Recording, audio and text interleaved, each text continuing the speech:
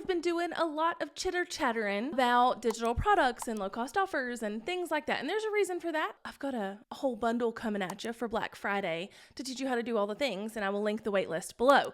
But today, we have to talk about sales pages. We have to talk about what sets your sales page apart. What makes a good sales page? Why someone would buy from your sales page versus someone else's, or the things that you can change on your sales page to make it convert higher. I'm pretty pumped about this one because I've spent the last 3 months, yes, three months, fine-tuning the sales page of one of my offers to nail down exactly what on the sales page, design, color, copy, features, whatever, makes it a better sales page and a higher converting sales page than another sales page. And I actually want to share 10 things that make a sales page convert like crazy. This video is sponsored by Fiverr. More on them in a minute. Okay, so listen, you have to have a good sales page to have a good digital product, low cost offer, or even high cost offer. It's hard for me to drink this around the microphone. Your sales page matters tremendously. And I honestly think that some people don't put enough emphasis on the sales page when that is literally the only thing selling this thing to your people. If I tell you about something here in a video and I send you to the sales page to learn more, that is the only opportunity I have to convert you in that moment. If I'm running ads and I send someone from the ad to the sales page is what is selling them. It wasn't the ad. The ad got them to click over. The sales page is what's selling them. Honestly, no matter what you're doing, the sales page is what sells people into your things. So they have to be good. I use sales pages all over my business, from my low cost offers to freebies, to like sell someone into wanting the freebie and wanting to exchange their email address for the thing I have for them, to high cost offers, to services. So one of the things that I do is YouTube channel audits. And so when I open those up, there's a sales page to sell that. I use them everywhere in my business. And you should be too. If you're not, hopefully this will convince you, but also you can start off on the right foot with these 10 things. I actually want to show you something a little bit bananas. This is the first sales page that I had for my viral digital product, low cost offer funnel, right? That I've talked a lot about on this channel in the last few months. This was the first sales page, okay? So bright pink background, the lime green, fun branding and all the things. You see here the phone and the caption and the screenshot and the buttons and all of this, right? You see all of this, right? This is the sales page I'm using now. You see that it's got a gray background, but notice that all the things are basically the same. The phone, the things, the screenshot, the button, all of this. The design itself is basically the same. But this gray sales page converts 5 times better than the pink one did. And that is not something you would know unless you tested them, or unless you know a lot of the things I'm going to tell you, okay? So sales pages are really important. Little tiny details are really important. Little things that you wouldn't think would make a difference can make a huge difference. So let's just get into it. Okay, so number one, the first thing we need to talk about is the fact that you only need one call to action on your sales page, okay? So if we go in here and we look at my current sales page and we see, that it's like, it's time to create a viral digital product. If you click this button, you go to the checkout for this thing.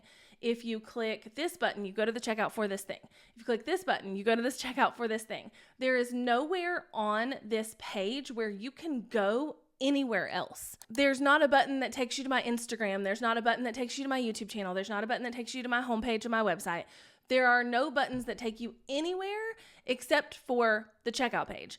And that is super important. First of all, we have ADHD, all of us, and we're always like clicking around the things. We may really want the offer, but then like a shiny thing catches our attention and we're like, oh, let me go check out their Instagram, and we never come back to the offer.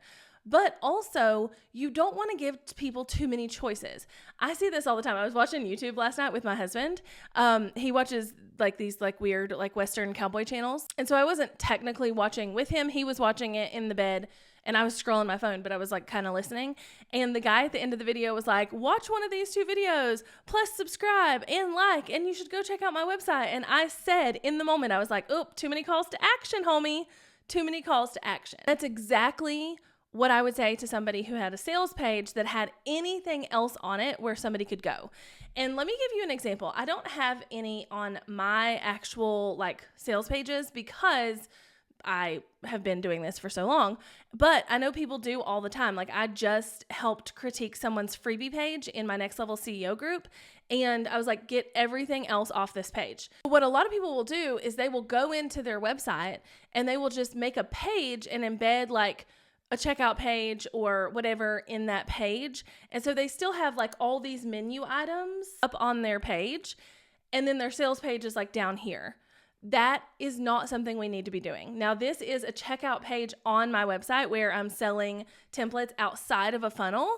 And so you can see here that like there's so many things that somebody could do. They could add this to their cart, but they could also get distracted and go to my contact page or my about page or my homepage or my blog page, right? So we want to remove those distractions. One call to action on that sales page is all you need. And the next thing is it needs to be really easy to read, simple blocks of text. No big long paragraphs and no big long pieces of text that kind of all run together. People are making really quick buying decisions and they need to see their pain points, the thing that's going to make them buy, what they're struggling with, all of that really quickly. Like it needs to catch their eye. We skim things, you know, they're not going to read this like it's a book. So you can see on this sales page that I literally have like, learn how to make an irresistible offer. I get DMs like this every day. Thing.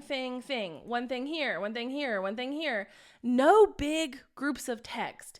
One thing here. This is this and my about section are probably the biggest groups of text I have on the whole page. And they're still really easy to read and like popped out so that it's not just one big paragraph. So it's like an in-depth training, blah, blah, bonus, right? And I've popped everything out with color. And then the bonus, and then this, and then this. And you can see I'm using color to like pop all these paragraphs out. And then this is probably the longest paragraph I have on the whole sales page. And it is my about section. And it's still really short. So you've got to keep it really, really, really easy to read. Think kindergarten See Jane Run books. Think really, really short and easy to read. Think they've got 5 seconds to figure out if this is for them. I don't need them to read a book. All right, the third thing, and this ties really closely into why the gray sales page did better than the pink sales page, and that is that it needs to be easy on the eyes in the visual department. It needs to be easy to look at. It needs to not hurt someone's eyeballs. It needs to not be painful to look at. We have all seen those websites and those sales pages that are just awful, and it literally hurts our eyeballs. And it reminds me of the time when putting music was like the standard or like an added thing on a blog. I consumed all of my blog content and did all of my like internet surfing after midnight in those days, in the 2010 to 2014 days, because I had little tiny baby children. So I would be up at like 2 a.m. and scrolling a website, and it would start blaring music because I didn't know I had my sound on and I didn't know I was about to be accosted by somebody's website. That is exactly the same thing as like this, like, whoo, on the eyeballs. And this can be done in a lot of ways. Like obviously my bright pink background with the lime green and everything in this first sales page iteration was too much for people. And I kind of worried that it was, and that's why I changed it to the gray background to test it and do a split test in FG Funnels. And I was right. So you've got to make it really easy on the eyes. The other way that this can be a problem is just if you have no like design eye, and the whole thing's just god-awful ugly, and people run away really fast. And I get it. Not everybody has design skills, and sometimes it's like really the best option to hire this kind of thing out to a talented freelancer. And when I need to hire a freelancer, I go to Fiverr because the talent at Fiverr has all the skills and experience to make a quality sales page. And it's really freaking easy. Okay, so all you do is go to Fiverr, okay, and find someone who either works with the software that you're wanting to use. So if I wanted a Fiverr designer, I might type in like FG Funnels designer, High Levels designer, or ClickFunnels designer, or WordPress designer, something like that. I would type in the software that I want to use, or I would find somebody who just specializes in sales page design. The cool part is most of the time, if somebody's going to specialize in sales page design, they can do it in any software. And then I hire them, which is really freaking easy. I give them the parameters that I want them to follow. So like things like you're learning about in this video, and I let them go. And you can talk back and forth in the platform, or you can schedule a Zoom call to make sure that everything is exactly like you want it before the job is finished. It's amazing. One of the biggest struggles that I see personally when I talk to creators and entrepreneurs every single day is that when they are ready to hire a freelancer, they don't know how or when or who. And I love Fiverr for this because it makes it so easy to find the person and to hire them and to get things done really quickly. If you're anything like me, I don't buy anything without reading the reviews first, because I have bought some random things in my life that if had I read reviews would have saved me a lot of trouble. And the Fiverr reviews are next level. They help you see a freelancer's past work and which freelancer might best fit your needs based on the work they've done in the past, which is amazing. Check out Fiverr with the link in the description below and use code Stansberry to get 10% off your first order. Thank you so much, Fiverr, for sponsoring this video. Now we need to get back to the other pieces that go into making a sales page that converts like crazy. And these next 6 tips are super freaking strategic. All right, you've got to actually hit on a real issue. This is one I talk to my students and my clients and stuff all the time about.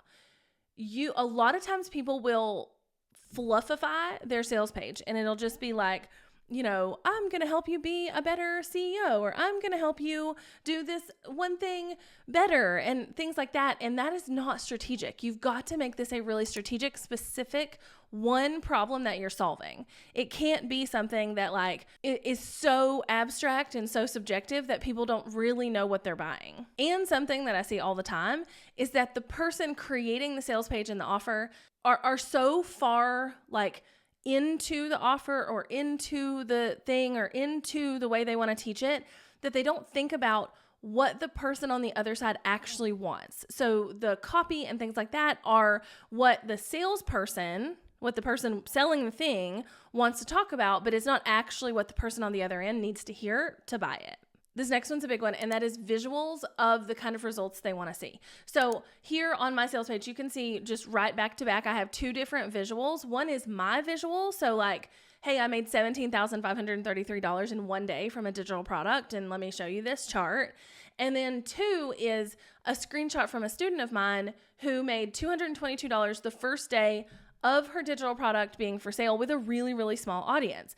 The reason that we want to do this, the reason that we want to put visual representation of what they want is because I can say with my words all day long that I made $18,000 one day on a digital product, or that I had a student make over $200 in her first day selling her digital product.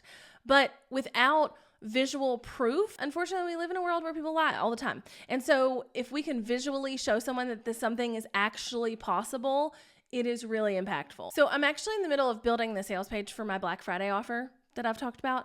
And in it, I'm teaching you how to use ads to actually sell these low cost offers with the digital products in them. And I am going to show actual screenshots on the sales page of what my ads are costing me and what I'm making on the other end, because it shows major proof and things that people can actually put themselves in, that it allows them to put themselves in your shoes and be like, okay, well, if she can make ads that cost $30 and then that make her $90, then I can do that too, right? So showing visual proof of what you're talking about is key. And next we've got testimonials. And this may be something that takes you a while to get a hold of, but if you have testimonials in any realm of what you're teaching, use them. So let's say that this is a brand new offer and I haven't actually got testimonials for this thing yet, but I do have a ton of testimonials for me one-on-one coaching people through their digital products, or for my Digi Product School when it was Digi Product School instead of what it is now. I can use those because it's still the subject that we're talking about that I can use a testimonial for. But testimonials are going to be a big game changer on your sales page, because people are going to want to see that people have bought it and have had success, because then they're like, okay, there's some proof there that I can do this too. There needs to be an actual breakdown of what people are getting on your sales page. This is number 7. And oh my gosh, this is the part that I see so many people missing a lot, is they don't tell people what they're actually getting on the inside of the offer. They're just like, oh, this is this thing, and I'm telling you about it, but maybe you're using language that they don't understand, and they're not actually telling them what's on the inside. So like on my sales page, I show them that I'm going to show them how to pick their perfect digital product, how to create it fast, and how to sell it. And then on the inside, there is all of these trainings. There's step-by-steps on how to do all this. There's easy to follow instructions for this. There's best practices for pricing and naming and platforms, market research tips, how to launch it, the best digital products for you, a bonus training, like all of these things. Because if they do not see what's in it, they're not going to want to buy it. They need to see on the inside a little bit, you know? Imagine going to the store and being like, I need to buy a cell phone case. And the outside of the box is just descriptive words about the cell phone case. It's like, it's pink, it's fluffy, it's got a bow on it, right? You need to see the inside to understand whether you're going to like the cell phone case or not, right? So the same thing goes with your digital offer. And at number 8, we're going to take that a little bit further and actually show them a peek inside your offer. And what I mean by that is we showed them what was inside as far as like a breakdown of what was inside, but show them how they're actually going to be delivered this thing. And so this sales page is for a mini course. So they're being delivered all the information via video, right? I broke out like a 6-minute chunk of my training. I actually bundled a couple pieces together and show them exactly what they're going to learn and how they're going to learn and how I talk in the video and all of those things. So if they're like, is she actually going to teach me anything? They can see it right here. If you're doing something like, let's say a Lightroom preset, then you could break out a piece of the tutorial that shows them how to do that and put that on the sales page. Or let's say you're going to do Canva templates. You could make a little video showing them exactly, like even in like a GIF form, like with no words, exactly how they're going to take this Canva template and turn it into their own thing and use it. So show them the inside just as much as you tell them.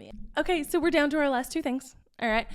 Number 9 is FAQs. There are going to naturally be questions that people have about your offer that aren't being answered by the sales page because of the way you need to set the sales page up. Like you literally can't go through every question somebody says or somebody asks or somebody's thinking on a sales page because you'll never stop answering those questions, and that's not actually the questions you need to answer to get somebody to buy. So have an FAQ. Whew, I had to shut my curtains. That was a little aggressive, sorry. But have an FAQ page or an FAQ section. That way, when the questions come up, inevitably, that are going to come up, where people are like, what do I do? How do I do this? Blah, blah, blah. You can head them off, and they can say like, oh, what if I'm not techie? It feels like I have to be really techie. Okay, great. Let me answer that for you.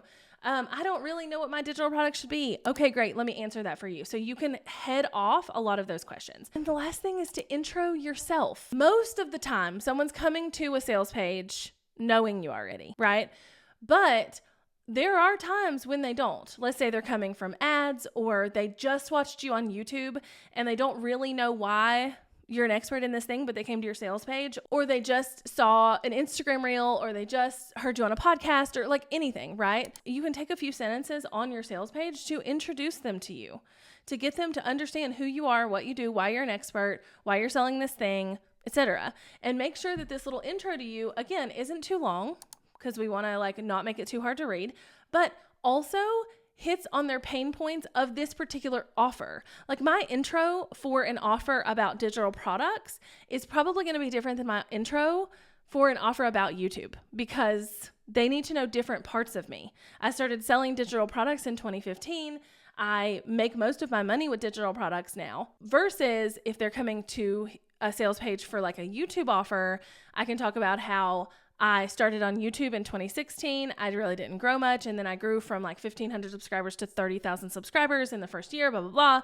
That's important to a YouTube offer, but it's not important at all to a digital products offer. So your intro is going to be dependent on what the offer is. So if you are looking to make a sales page that actually converts, hopefully this video will help you get those 10 things down, because once you nail those 10 things, once you know what those 10 things are, you can make a sales page that actually converts. And remember, if you're like not techie, or you need somebody to write your copy, or you need somebody to design this because your design eye is just not there, you can hire somebody from Fiverr to do this for you. Be sure to check out the services available to you on Fiverr at fvrr.co fvrr.co/Stansberry. So that's fvrr.co/Stansberry. I've linked that in the description too. And make sure you use code Stansberry at checkout to get 10% off your first order. And happy selling, y'all.